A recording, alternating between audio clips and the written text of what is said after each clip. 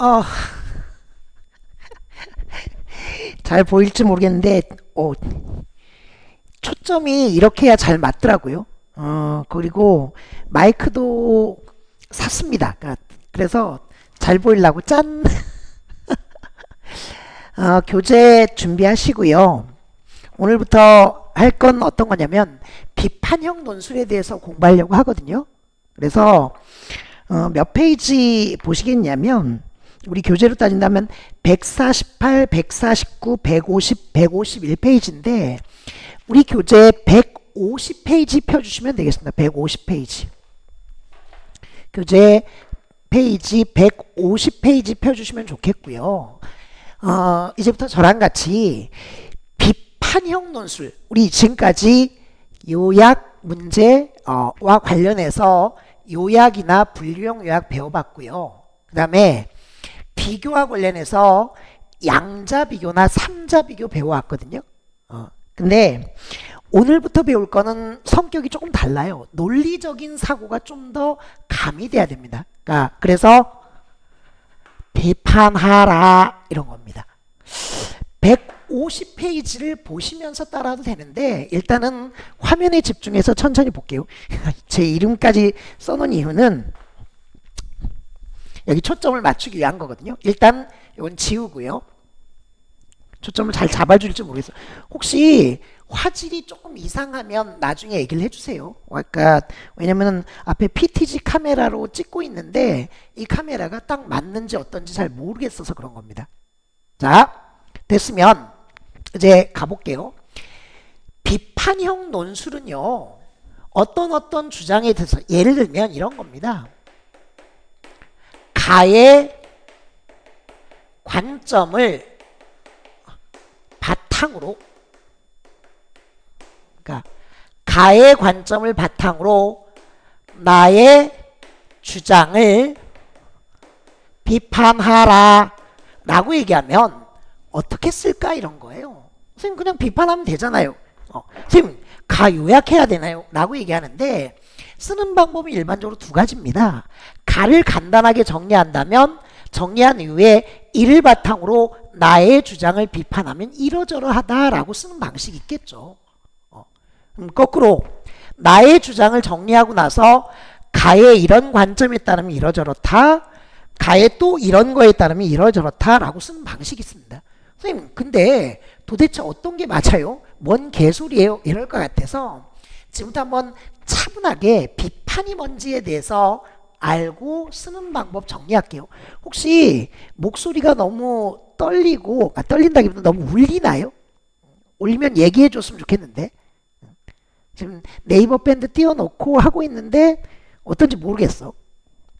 아무도 대답이 없군요. 자, 미리 하나 얘기한다면 가의 관점을 바탕으로 나의 주장을 비판하라면 이걸 비판의 대상제심이라고 써볼 거고요. 이 가의 관점을 비판의 기준제심은이라고 써볼 겁니다. 근데 이런 명칭을 꼭 외워야 되는 건 아닙니다. 학생들은 뭘 알면 되냐면 가의 관점, 여기에 논리나 어떤 사례들을 이용해서 나의 주장이 틀렸다는 걸 얘기하기만 하면 되는 거거든요. 다만 어느 만큼 논리적으로 깔끔하게 쓸 거냐라는 거야. 자, 이거 다 치우고 이제 이렇게 한번 써볼게요. 비판형 논술을 어떻게 접근하고 쓸 거냐에 대해서 가장 먼저는요, 비판의 대상이 있어요.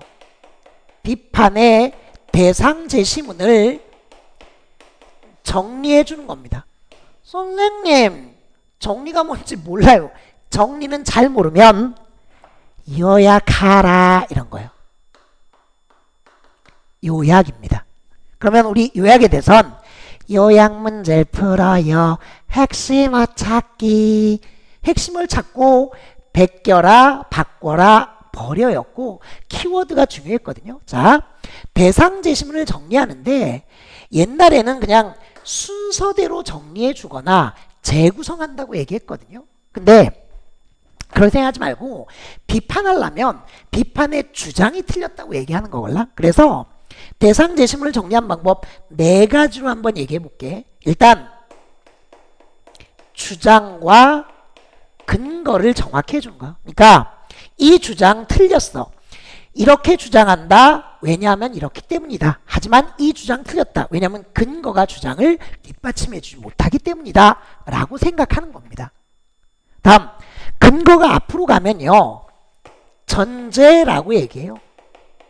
이 전제를 통해서 결론을 추론하는 방식이에요. 그러니까 주장 플러스 근거, 전제 플러스 결론으로 논지를 정리해 주는 겁니다.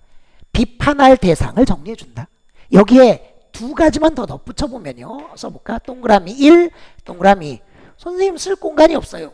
여백에 써놓거나요. 아니면 151페이지에 보면 여백이 좀 많이 있거든요. 거기 써주시면 될 것 같습니다. 아니면 세 번째로 어떤 것도 있으냐면요. 인과적인 서술에서 특정한 원인에 따라 일정한 결과가 나타나요. 이런 걸 인과적 서술입니다. 그 다음 네 번째 어떤 게 있을 수 있냐면요. 일정한 조건이나 요건, 일정한 조건. 저는 법학을 전공했는데 요건이란 말을 좀 더 좋아해요. 어쨌든 조건이나 요건에 따라 특정한 효과나 양상이 나타나는 거예요. 그러면 이렇게 네 가지 정도로 정리하는데 잘 모르겠다면 일단 두 가지. 주장 플러스 근거, 전제 플러스 결론의 형태로 정리해주고 이러한 경우도 있을 수 있다 정도 생각할게요. 선생님 이거 말고 더 있어요. 아닙니다. 요 정도만 알고 있어도 돼요. 그러면 두 번째 해야 될 일은 뭐냐? 대상 제시문을 정리한 다음에 이 정리한 걸 까야 하잖아요. 그래서 기준 제시문을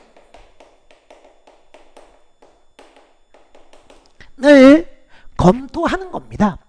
역시 이것도 정리하는 거고, 선생님 정리하면 나중에 요약해야 돼. 그런 건 아니에요. 기준 제시문을 정리하면서 여기 있는 주장 플러스 근거, 전제 플러스 결론을 깰 수 있는 반박의 사례라든지 아니면 어떤 새로운 사실이라든지 아니면 일정한 논리나 원리가 있는지 따져보는 거예요. 자, 기준 제시문을 정리하면서 비판의 근거에 대해서 찾아주자라는 겁니다.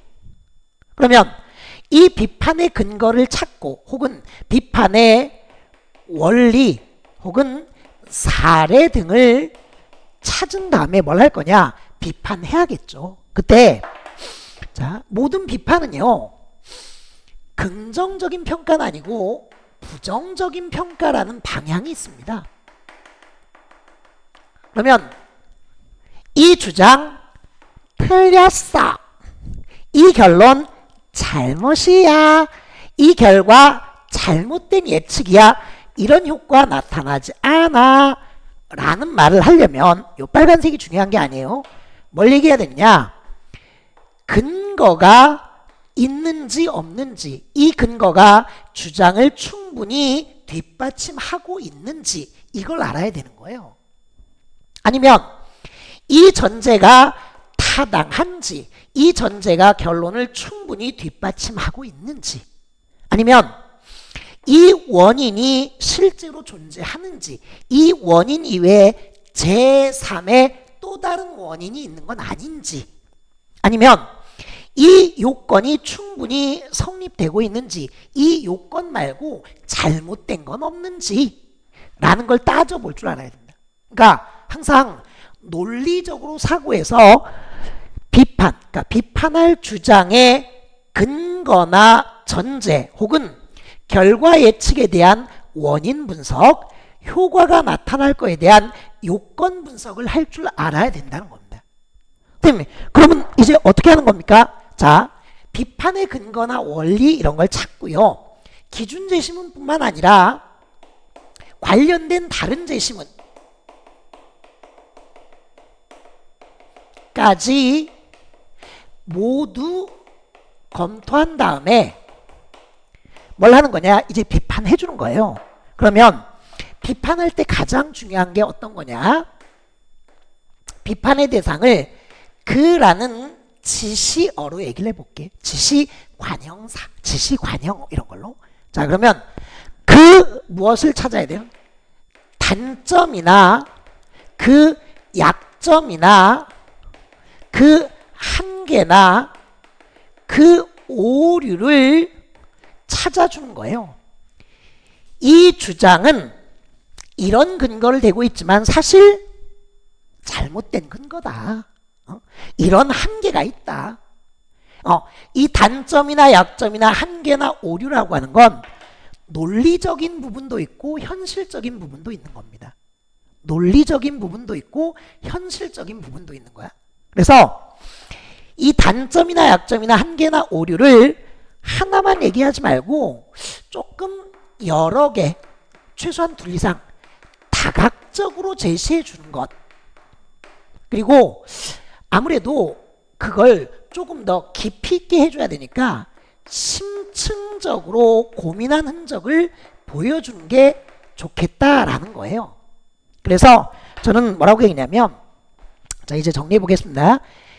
비판의 대상 제시문을 주장 플러스 근거, 전제 플러스 결론으로 정리한 뒤 그런 주장이 성립되지 않거나 그런 근거가 충분하지 않다는 걸 그 단점, 그 약점, 그 한계, 그 오류를 다각적으로 찾아서 첫째 어떠저떠하다, 둘째 어떠저떠하다, 혹은 본질적으로 근원적으로 이런 문제가 있다라고 다각적 제시, 심층적 비판 해주면 어떨까라는 겁니다.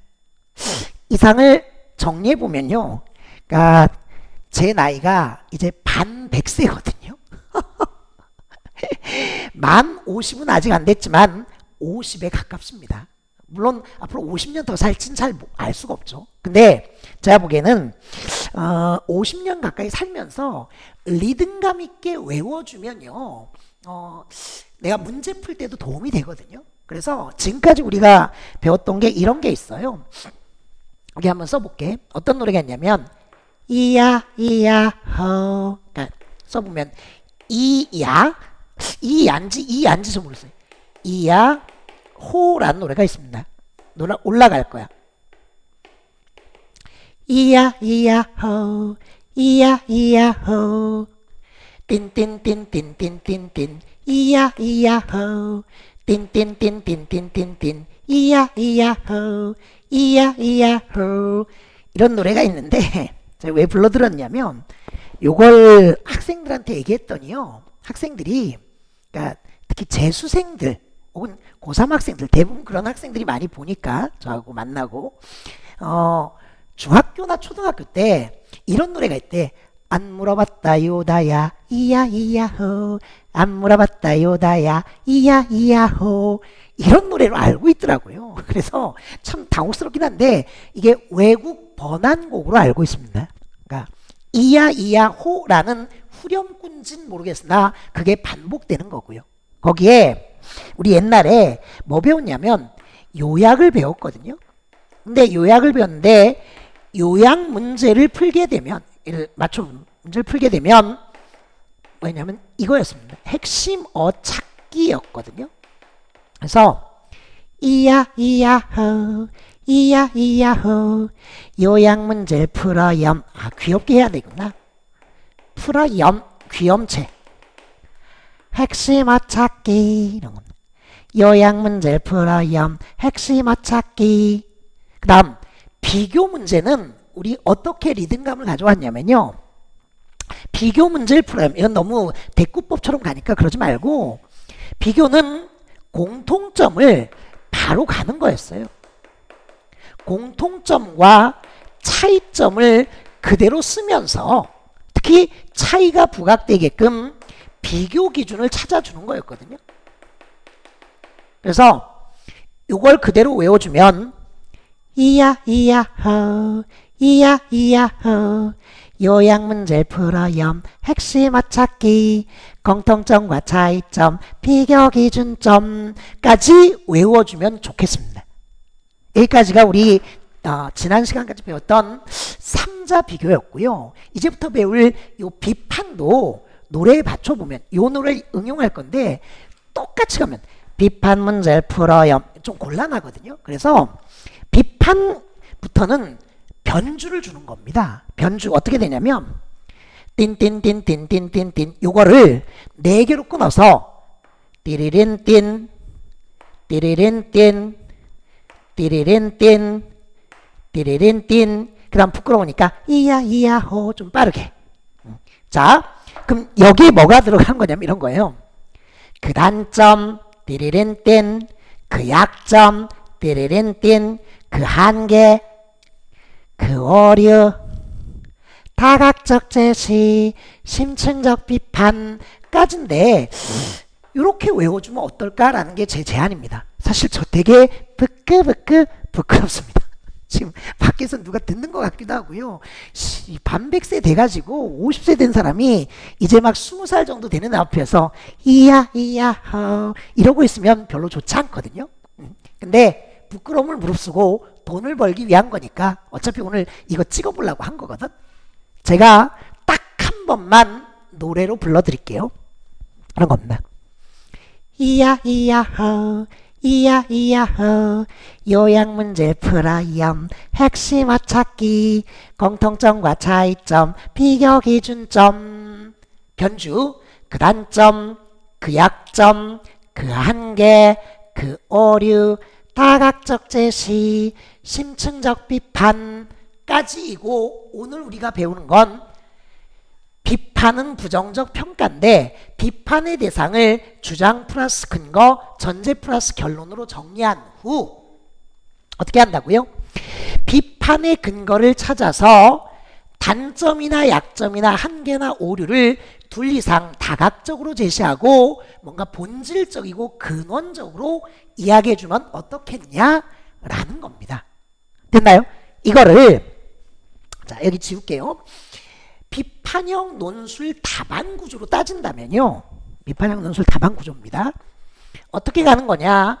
비판의 대상이 어떤 건지 정리 먼저 해주는 거예요. 비판의 대상을 어떻게 한다고? 주장 플러스 근거 혹은 전제 플러스 결론의 형태로 정리한 다음에 여기에 대해서 이 주장은 문제가 있다. 첫째 어쩌고 저쩌고 이래서 문제다. 문제. 둘째 이런저런 부분에서 일정한 한계가 있다라고 하는 걸 다각적 제시, 심층적 비판. 선생님 결론은요. 굳이 결론은 쓰진 않아도 돼요. 그러면 제가 제안하는 비판형 답안은 비판의 대상을 정리하고 근거들을 체계적으로 써주는 것. 됐나요? 여기까지 얘기해서 학생들 머릿속에 좀 넣고요. 좀 이따가 2008학년도 서울대 모의논술 했었던 문제 중에 하나 정도만 풀어보기로 하겠습니다. 한 5분 정도만 끊어가기로 할게요.